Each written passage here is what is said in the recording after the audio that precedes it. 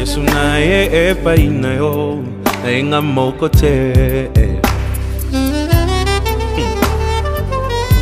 Moto na memi epai na yo Mote melingi ye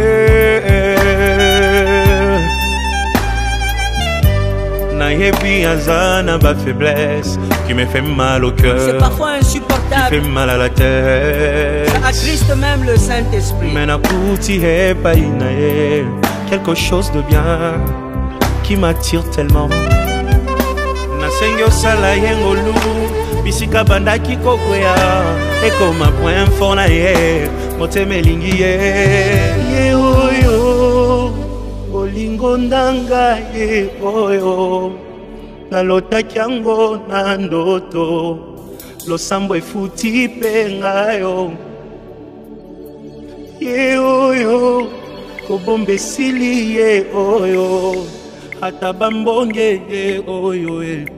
elamba yango yo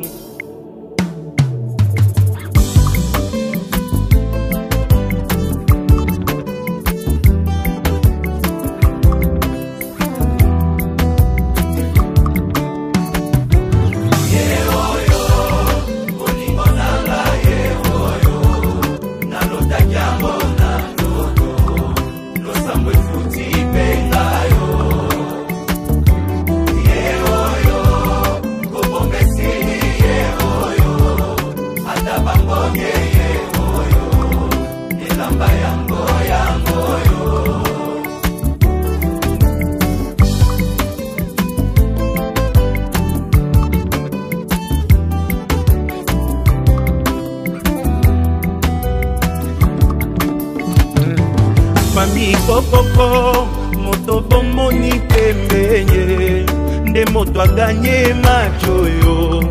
losambo efuti pengayo oh nalingi bino yepe nalingi ye minge aza motu ya ponanga e osunga poto umela e oh ye oyo olingo nanga ye oyo nalotaki yango na ndoto losambo efuti lakisa kobomba te kobomba esili ye oyo ata bamonye ye oyo elamba yango yo eglise kokoko moto bomoni pembenye nde mbuma losambo na ngai Nzambe apesi pengayo oyebi nalingi bino yepe nalingi ye minge aza motu ya konanga mbosambela topambwama ye ye oyo olingo nanga ye oyo nalotaki yango na ndoto ye lakisa kobomba te